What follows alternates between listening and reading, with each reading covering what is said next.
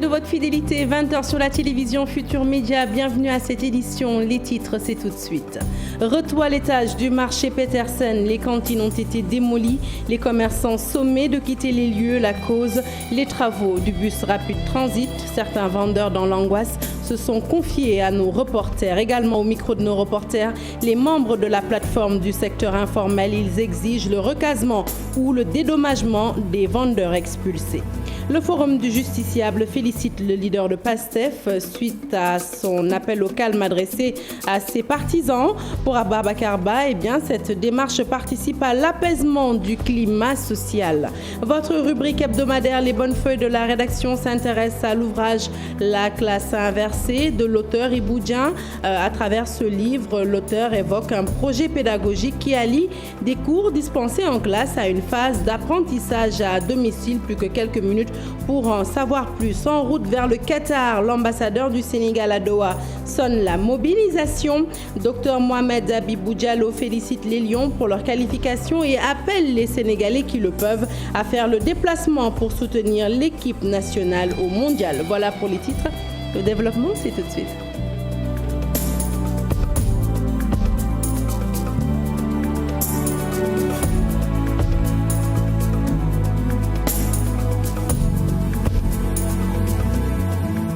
Bonsoir à toutes et à tous. Je vous l'annonce donc tout de suite en titre, un journal que nous ouvrons avec le marché de Petersen qui change de visage avec la démolition de ses cantines. Les commerçants ont été sommés de quitter les lieux à cause des travaux du bus rapide transit.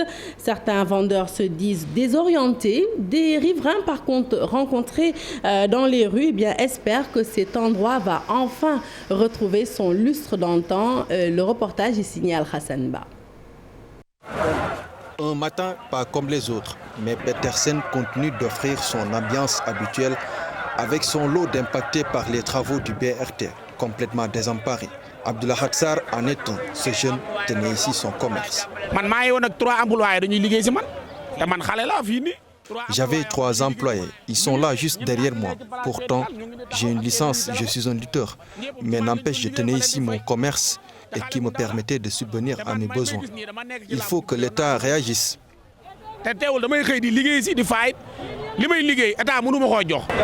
À l'image d'Abdullah Khat, celui qui se surnomme Malaw du marché se dit désorienté. Présentement, il est en train de bazarder sa marchandise. J'avais ma place ici et j'étais à l'étranger à 3 reprises, mais ça n'a pas marché pour moi. Je suis revenu pour m'installer ici. J'ai fondé ma famille grâce à mon commerce et c'est mon commerce également qui me permettait de payer les études de mon fils. Il a 18 ans maintenant. Vous voyez, je vendais cet ensemble de chaînes et beaucoup d'oreilles à 1500 francs. Mais si vous me donnez 300 francs, je vous le donne. Même s'ils compatissent à la situation de ces marchands, certains riverains qui ont préféré garder l'anonymat espèrent qu'avec l'arrivée du bus rapide transit, cette place va retrouver son lustre d'antan. Impacté par les travaux du bus rapide transit à Petersen, la coordination de la plateforme des associations du secteur informel est très remontée contre l'État du Sénégal. Ses membres exigent que les commerçants soient recasés ou dédommagés le plus rapidement possible. Face à la presse ce matin, ces marchands ont interpellé le chef de l'État Macky Sall. Nous écoutons justement Cheikh Gawane Wade. Il est coordonnateur de la plateforme. Nous le retrouvons tout de suite, toujours avec Al-Hassan Ba. On lance un appel au président de la République dans le cadre de l'emploi des jeunes. Il est en train de faire des efforts énormes. Maintenant, pourquoi aujourd'hui le préfet de Dakar a choisi de renvoyer ces jeunes marchands dans la rue sans leur dédommager? Nous avons des solutions. Il y a le site que le maire de Dakar Plateau est en train de construire. Ça peut prendre 1400 cantines. Il faut qu'on l'appuie pour que ces jeunes-là prennent ces cantines. Il y a aussi le site de Félix Oubé qui est là à côté de nous, qui est un grand site qui peut recaser tout Dakar Plateau. Et qu'est-ce que le préfet nous raconte? Ça appartient à quelqu'un. Maintenant, si ça appartient à quelqu'un, est-ce que ces jeunes marchands-là ne valent pas le prix? Partout où le BRT est passé, on a dédommagé les gens. Mais pourquoi le Petersen a fait l'exception? C'est la question qu'on se pose. Maintenant, on est là en train de contenir les jeunes pour que ça ne dégénère pas. Ça risque de dégénérer parce que c'est leur gagne-pain. Il faut qu'ils travaillent. Nous avons vu les documents de cette étude. Ils ont dit que tout individu impacté par le projet sera dédommagé. Et on a les documents. C'est sur ces documents qu'on va s'appuyer pour demander ce qui nous appartient. Non, on n'a rien reçu. Ils ont venu, ils ont enlevé tout. Ils ont commencé par enlever l'électricité pour dire que partez aujourd'hui dans la nuit. Allez, parlons à présent d'un phénomène en passe d'impacter une bonne partie du littoral sénégalais, l'exploitation du zircon. Nombreuses sont les communes déplacées par la société minière en charge d'exploiter le métal précieux. Parmi celles-ci, le village de Tchormat qui dit non au recasement. Ses habitants viennent de mettre sur pied un collectif pour résister, disent-ils, et refuser l'expropriation de leurs terres. Tchernofala. La société Grande Côte Opération poursuit son petit bonhomme de chemin sur le littoral sénégalais où elle s'est implantée pour exploiter le zircon. Sur son passage, beaucoup de villages situés dans cette partie de la zone des Niayes seront déplacés. Alors vous avez visité tout à l'heure, vous avez été voir l'exploitation, vous avez vu le bateau, vous avez vu certainement en circulant, vous avez vu cette belle verdure, cette forêt. Alors comment aujourd'hui, donc, traverser tout ceci, transformer toute cette géographie? Dans le village de Tchormat, situé à moins de 2 km de la mine, les populations se sont mobilisées pour alerter l'opinion publique sur leur situation. Ce qui se passe dans la zone des Niayes est inadmissible et ça ne peut pas continuer. C'est inadmissible. On ne peut pas venir déplacer des populations qui ont fait plus de 200 ans, 300 ans dans une zone, qui vont perdre donc toute leur richesse. Ces villageois qui considèrent ce projet comme une grande menace ne comptent pas se laisser faire. Ils se sont levés pour dire non à leur délocalisation au profit de la société minière. Nous on dit niet. Ce n'est pas des propositions, ce n'est pas des promesses. Leurs millions, leurs milliards, leur construction, qu'ils les gardent avec eux. Nous interpellons le président de la République. Ce que nous demandons, qu'on nous laisse sur nos terres, exploiter nos terres, vivre paisiblement comme nous l'avons toujours fait. C'est pourquoi donc, aujourd'hui, avec l'ensemble des structures des associations Peul qui sont réunies ici avec leurs représentants, nous avons pris la décision. Face à la GCO, nous allons mener le combat et nous allons continuer à mener le combat. Pour faire face à l'avancée de la GCO, les populations du littoral ont créé le collectif des associations pour la défense et la protection de la Grande Côte. Nous vous l'annoncions dans nos éditions d'information de la matinée. Un braquage a eu lieu ce matin vers les coups de 7h à Koutingor. Koutingor, c'est à 3 km de Bignona, sur la route nationale numéro 5 reliant Bignona à la frontière gambienne. Un conducteur d'un véhicule particulier ayant refusé de s'arrêter a essuyé les tirs de braqueurs qui ont brisé les vitres de sa voiture. Les malfaiteurs ont dépouillé les passagers des autres véhicules de leur argent, mais aussi de leur téléphone. Alertée, l'armée a vigoureusement réagi en procédant à un ratissage de la zone. Nous restons dans le sud, à Ziguinchor plus précisément, au jour 9 du procès des accusés de la tuerie de Bofa Bayotte. L'interrogatoire du journaliste René Capin-Bassène se poursuit. Il a nié toutes les charges retenues contre lui. La chambre criminelle a procédé au visionnage de quelques-uns de ses mails réquisitionnés.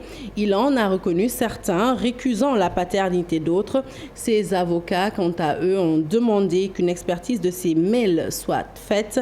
L'audience est suspendue jusqu'à ce vendredi pour étudier leur requête. Les détails, c'est avec Boubacar Diassi. Jour 9 du procès des prévenus, suite au massacre de 14 exploitants forestiers dans la forêt du Bayotte Est, survenu en janvier 2018. L'interrogatoire du journaliste René Capin-Bassène s'est poursuivi pendant toute la journée de ce jeudi. Il a été interrogé sur sa mission et son cahier des charges au niveau de l'Agence nationale pour la relance des activités économiques et sociales en Casamance, l'ANRAC. Le journaliste a répondu à une partie des questions qui lui ont été posées tant par le président de la chambre criminelle, du procureur général, que des avocats des parties civiles. Quelques-uns de ces mails et des pièces jointes ont été projetés dans la salle d'audience en présence de René Capin-Bassène. Il en a constaté l'authenticité d'une partie, réfutant la paternité d'autres. Il a même réclamé qu'une expertise soit faite.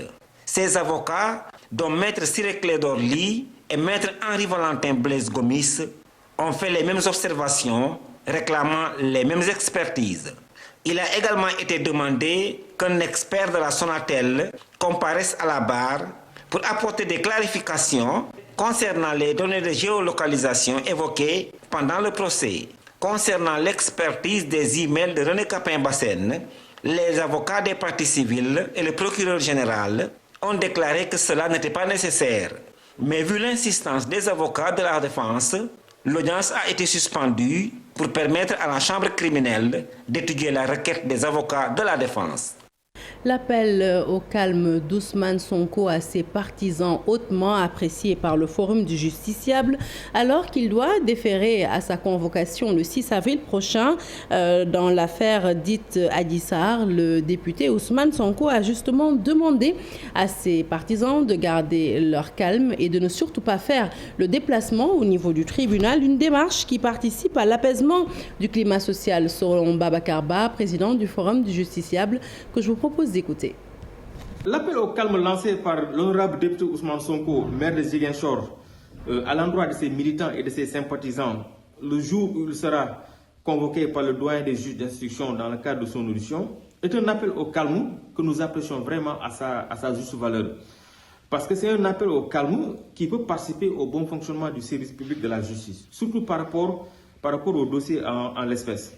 Donc le fait de dire aujourd'hui à ses militants, à ses sympathisants, de ne pas sortir, de ne pas m'accompagner quand je vais déférer à la convocation du doyen des juges d'instruction, cela peut nous épargner des événements qui se sont passés au mois de mars dernier.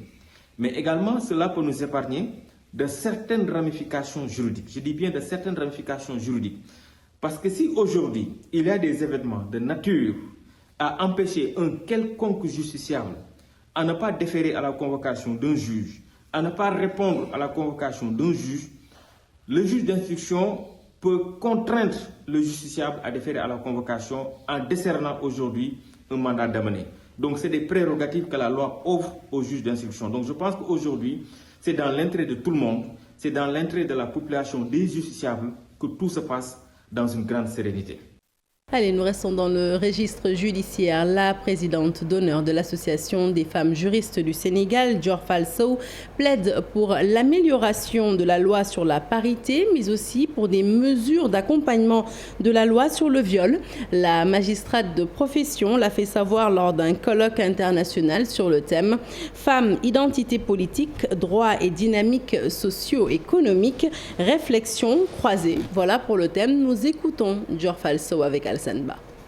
Alors, je pense que, comme vous le dites, la loi est là, mais il faudrait qu'on puisse effectivement l'améliorer déjà, l'amender dans certains de ses aspects, et puis ensuite la faire appliquer. La loi sur la criminalisant le viol est déjà une très bonne chose. Quoi qu'on puisse en penser, quoi qu'il y ait comme critique, mais je pense que la loi est là, il faut qu'on la suive, il faut qu'on l'accompagne, comme j'ai dit, avec des mesures d'accompagnement, vulgarisation, prise en charge des victimes, mise en place de certaines structures. Donc je pense que tout ça, changement aussi, modification de certains articles du Code pénal, tout ça ce sont des choses sur lesquelles nous attelons. Les violences, elles peuvent, vous savez, je crois qu'il faut que ça change et que ça change dans les mentalités. Les choses ont évolué, la femme est une actrice du développement et ces violences-là l'empêchent d'être actrice du développement et de jouir de ses droits fondamentaux les plus élémentaires. Et puis sachez que Bougane Gueye Dany qualifie d'injuste l'interdiction faite à Ahmed Aïdara par le CNRA d'animer les revues de titres et de presse sur Sen TV et Zik FM. Dans une note, le PCA du groupe des médias demande à la direction du groupe de presse de ne jamais se plier à ces injonctions de l'organe de régulation. À Bambey, l'insécurité trouble le sommeil des habitants de Ndem, fief du secteur artisanal local dans le département. Des bandes organisées y dictent leurs lois. Les autorités religieuses invitent l'État à y ériger un poste de police dans les meilleurs délais afin de soulager les populations. Babacar Diouf. Elles sont la cible de malfaiteurs. Les populations et les ONG des villageois de Ndem sont très souvent attaqués par des malfrats lourdement armés. qui fait que les gens mal intentionnés de cette localité, en tout cas, sont venus 3 fois d'une manière vraiment très agressive. Donc, avec à chaque fois en ciblant les mêmes structures, à savoir le centre des métiers de Ndem, où il y a plus de 200 personnes qui y travaillent, l'ONG aussi, qui est le pôle qui polarise toutes les activités au niveau de Ndem, et aussi donc, le poste de santé, la boutique. On voit que c'est des structures qui sont ciblées. Une situation qui est lourde de conséquences. C'était que ça commence à semer des terreurs au niveau des villageois. D'attaquer l'ONG, on n'attaque pas une structure, mais on attaque beaucoup de villages, de nombreux villages. Donc, et même ça répercute au niveau des partenaires. Séparé de la commune de Bambey par l'autoroute Ila Touba, le village de Ndem Maïssa demande l'érection des postes de gendarmerie pour sa sécurité. Parce qu'ici, ils peuvent trouver des richesses très importantes, c'est pourquoi. Alors, quand ça s'est produit une première fois, on a déjà commencé à regarder quelle était la solution qu'il fallait en tout cas adopter. Et nous avions donc pensé qu'il était indispensable qu'on dispose d'un poste de gendarmerie ici. Alors pour pouvoir protéger en tout cas les acquis de la population. Ndem Maïssa, ce village de la commune de Ngogom dans le département de Bambey, a peur. L'État doit assurer sa sécurité. Hors de chez nous, Médecins sans frontières a appris la libération de Balé Diouf. La nouvelle de sa libération au Cameroun est parvenue à sa famille au moment où cette dernière recevait une délégation de Médecins sans frontières.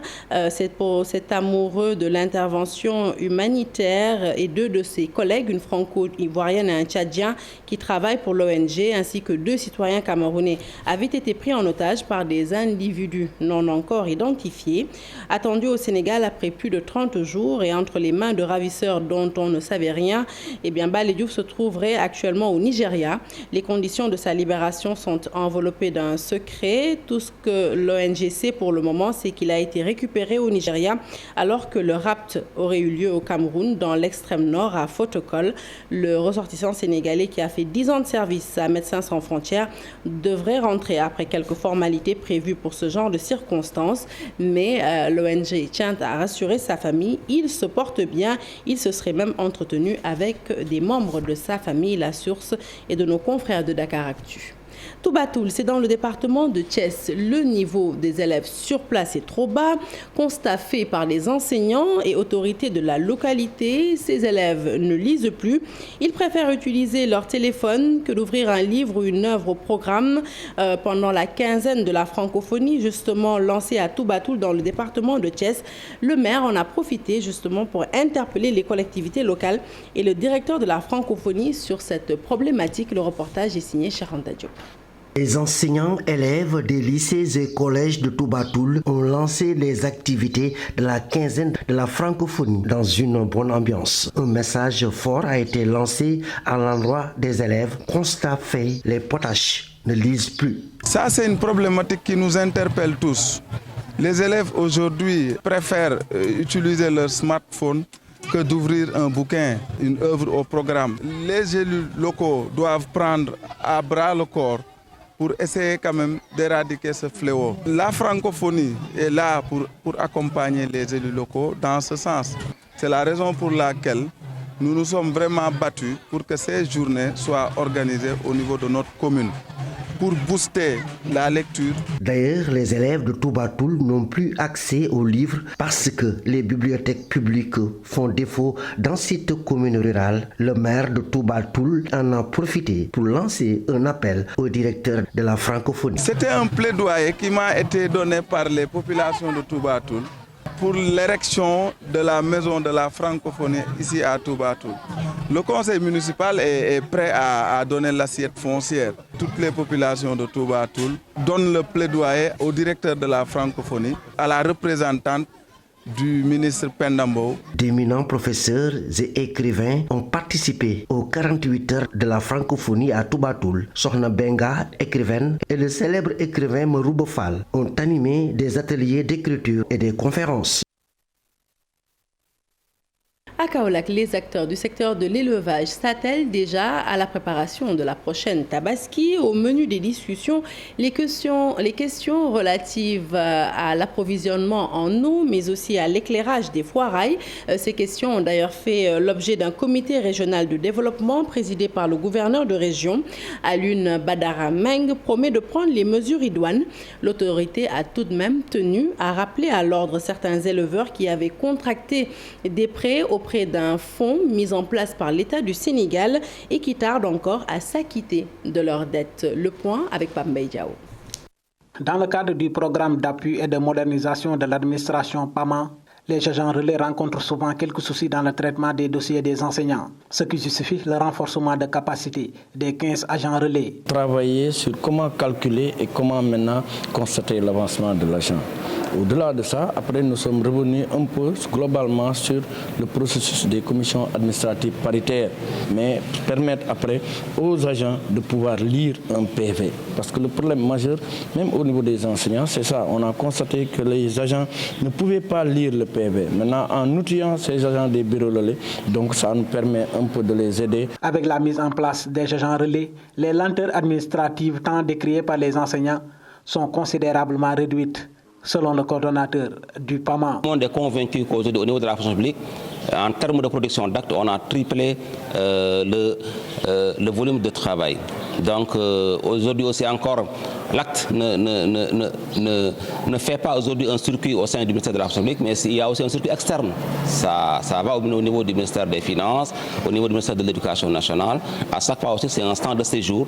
Et nous sommes en train d'améliorer cette procédure-là pour voir aujourd'hui comment accompagner ces trois ministères-là à dématérialiser la procédure. Avec cette formation, les 15 agents des bureaux relais de Ziguinchor, Kolda, Kaolack se disent prêts à traiter tous les dossiers. Alors, vous en êtes sans doute rendu compte, ce n'était pas l'élément annoncé. Il s'agissait plutôt là d'un séminaire initié par le ministère de la fonction publique.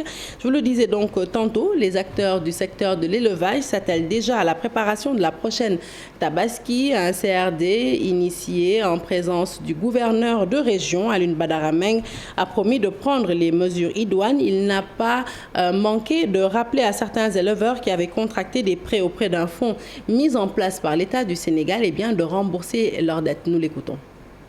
Nous avions constaté qu'il y avait quelques difficultés au niveau du remboursement du fonds STAP. Les responsabilités ont été situées à plusieurs niveaux. D'abord sur le plan technique, j'ai dit aux différents chefs de service techniques d'impliquer tous les acteurs. Tous les acteurs, maison des éleveurs, directoire des femmes en élevage, et tout le monde, pour savoir qui a droit, qui n'a pas droit, quels sont donc les opérateurs plus ou moins capables de rembourser, ceux qui n'ont pas une bonne réputation. Je crois que si on le fait, on pourra améliorer le taux de remboursement et sauver donc le fonds STAP. Nous avions dans un second temps, il nous a été posé un certain nombre donc, de difficultés vécues par ces opérateurs. D'abord au niveau des foirailles. Il nous a été dit que les foirailles manquaient souvent, en tout cas d'installations électriques permanentes. Ce qu'on fait, souvent on installe donc certaines lignes de manière très précaire et que chaque fois après la fin donc, des opérations, tout est désinstallé. Ce qui repose encore le problème donc, de sécurité au niveau de ces foirailles. Il nous a été posé aussi le problème donc, d'extension de l'eau au niveau de ces différents foirailles. Et un problème aussi d'hygiène qui s'est posé, un problème de sécurité. C'est pourquoi nous avions donné des instructions aux différents chefs de services concernés. Parlons à présent de cette conférence débat qui a réuni des hommes de lettres, parmi eux le lauréat du Goncourt, Mohamed Mbougar Sarr, le l'écrivain en a profité donc en marge de cette conférence justement pour évoquer le manque de solidarité dans l'espace culturel, une problématique donc qu'a évoqué Mohamed Mbougar Sarr. Il affirme toutefois assumer ses écrits. D'autres éminents écrivains ont participé également à cette conférence, à l'image d'Abdoulaye Elimane Kane, qui lui a appelé au respect de l'éthique. Le compte rendu est signé Maïmouna Ndiaye. Des auteurs face au public pour parler de la société, du livre et de toutes les dérives notées dans le monde culturel. Mohamed Mbougar Sarr regrette qu'il faut pouvoir assumer à un moment donné ce face-à-face-là. Et dans ce face-à-face, mon bélier, si tu veux, c'est l'œuvre que j'envoie. Et il faut que l'œuvre soit assez puissante pour pouvoir répondre lorsqu'on l'attaque. Si vous n'avez pas réagi à un rétrécissement de la culture qu'il y a eu à un moment donné, un rétrécissement de l'espace du débat qu'il y a eu à un moment donné, cela s'abattra sur vous. Donc je crois que c'est toujours une sorte d'illusion de croire que parce qu'on ne dit rien ou qu'on ne se prononcerait pas toujours sur les choses. Un autre écrivain qui a aussi tiré sur la société, Felwine Sarr. Ce genre de dérive, si on la laisse, en fait, c'est progressivement la nuit qui s'installe. Et si on ne l'arrête pas, on se réveillera un jour, on n'osera plus rien dire, rien faire, choisir la couleur de sa chemise et le verre d'eau dans lequel on boit. Et c'est une responsabilité globale et collective. Donc je pense que le travail des uns et des autres, des intellectuels, des artistes, des éditeurs, des institutions, pour réaffirmer leur liberté de créer et ne pas la négocier. Dans cette table ronde, l'accessibilité des livres est également abordée. Le constat, le problème de la langue et l'aspect économique constituent un frein pour bon nombre d'auteurs. Si nous voulons toucher le maximum de personnes, aller jusque dans les terroirs. Il nous faut à la fois, dans l'état actuel, les questions éditoriales du livre, écrit en français, en anglais, en arabe, etc., puissent accéder au plus grand nombre, mais il faut certainement la promotion des langues nationales, l'enseignement dans les langues nationales, pour que cela atteigne le plus grand nombre, pour que chacun puisse s'approprier la culture et la science. Pour aspirer au changement, Abdoulaye Elimane Kane pense au patrimoine, à l'héritage, entre autres. Allez, bonne transition pour aborder à présent notre rubrique hebdomadaire littéraire, les bonnes feuilles de la rédaction. On s'intéresse ce soir à l'ouvrage La classe inversée de l'auteur Ibou Dieng. La classe inversée, un projet techno-pédagogique dit révolutionnaire dans le système éducatif sénégalais. Pourquoi? Eh bien, tout simplement parce que c'est une approche qui rompt avec les pratiques traditionnelles en prévoyant d'une part une phase d'apprentissage de cours à la maison par des tâches cognitives grâce à Internet et d'autre part des tâches beaucoup plus complexes enseignées en classe. Les bonnes feuilles de la rédaction, ce sont des notes de lecture toujours signées Ibou Diouf. Dans ce livre, l'auteur propose la classe inversée, une pratique en opposition au modèle traditionnel d'enseignement qui repose sur des cours magistraux et des exercices à la maison. D'abord, ce qui m'a motivé, ce sont les nombreuses grèves. Les grèves des enseignants, la difficulté à atteindre le quantum horaire, n'est-ce pas? Et ensuite, la place du numérique dans notre société. Il faut dire qu'avec le numérique, il y a eu peu de changements. Un peu de révolution. Le ministère de l'Éducation a fait beaucoup d'efforts dans ce sens-là, dans le sens du numérique, avec les ressources numériques, avec beaucoup de projets. Mais j'ai remarqué que malgré tous ces projets et toutes les ressources numériques, la classe traditionnelle continue à dominer. Pourquoi adopter cette approche? Ibou Dieng apporte les éléments de réponse dans son livre, quelques astuces qui permettent à l'enseignant de réaménager le temps en classe. Pour au moins autonomiser l'apprenant, le rendre autonome et aussi gagner du temps. La classe traditionnelle, c'est quoi? Parce que pour comprendre la classe inversée, il faut partir de la classe traditionnelle. La classe traditionnelle, c'est quoi? C'est que l'enseignant utilise le maximum de temps en classe. Il explique les notions, les concepts et ensuite il donne des exercices. Et l'auteur qui a fait la somme de son parcours dans ce livre estime que l'on peut l'utiliser dans plusieurs disciplines. C'est le résumé de mon parcours. Et aussi, c'est comment optimiser le temps d'apprentissage en classe. Parce qu'il faut dire que tous les élèves sont connectés. Et j'ai eu à l'expérimenter au lycée Alpha Molo Baldé de Kolda moi-même, en classe de première, parce que j'ai servi à Kolda au lycée Alpha Molo Baldé. La classe inversée est pratiqué aux États-Unis depuis 2007, au Canada depuis 2011. En France, ils sont à l'état d'expérimentation et dans plusieurs pays anglophones. Maintenant, le Sénégal ne doit pas rester en rade.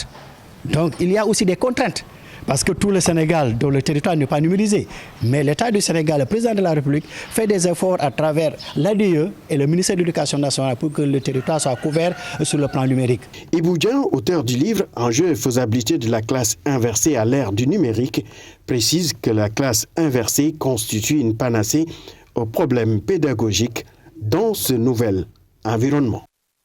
Allez, le sport, avant de clore cette édition, le Sénégal au Mondial du Qatar, l'ambassade du Sénégal qui va abriter les compétitions, qui habite dans ce pays, qui va abriter plutôt les compétitions, se félicite de la qualification des Lions, tout comme les autorités qataries plutôt.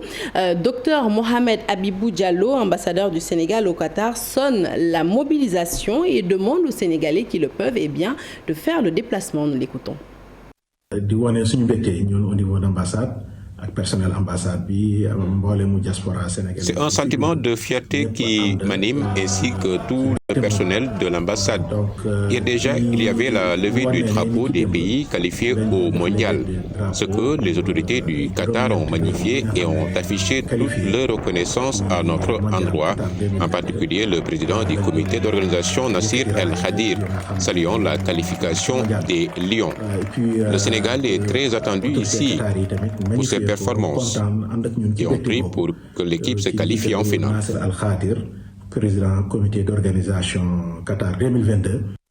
Et puis à la Coupe du Monde Qatar 2022 qui va se tenir du 21 novembre au 18 décembre, le Sénégal, le dernier carré d'une Coupe du Monde, ce sont les déclarations de l'observateur Demba Varor dans ce reportage signé Cher Salibou Diarra. On ne sait jamais si un groupe est facile. On peut dire qu'il y a de grands noms dans un groupe, genre quand tu prends la France, l'Argentine, c'est des grandes nations de football, l'Allemagne et tout. On peut dire que ce sont de très grandes nations de football. Maintenant, est-ce que être dans leur poule signifie qu'on est dans une grande détermination pour pouvoir sortir de cette poule? Faire mieux que la place de quart de finaliste obtenu en 2002, un objectif dans les cordes des champions d'Afrique. Ça dépendra de l'état de forme de ces joueurs-là, parce que n'oublions pas que c'est une Coupe du Monde qui aura lieu en pleine saison. Donc, les leaders de leur équipe. Et maintenant, tout dépend également du parti. Il y a aussi des renforts à faire sur certains postes. J'aimerais bien qu'on ait un ou deux excentriques. Pour ensuite peaufiner stratégiquement leur préparation. Fin de ce journal, merci de l'avoir suivi. L'actualité se poursuit sur toute notre plateforme digitale. Tout de suite après moi, retrouvez la grande Binta Diallo. Elle reçoit ce soir Eliman Diouf, président de la CSA, la Confédération des syndicats autonomes du Sénégal. Excellente suite de programmes sur la télévision Futur Média. Excellente soirée.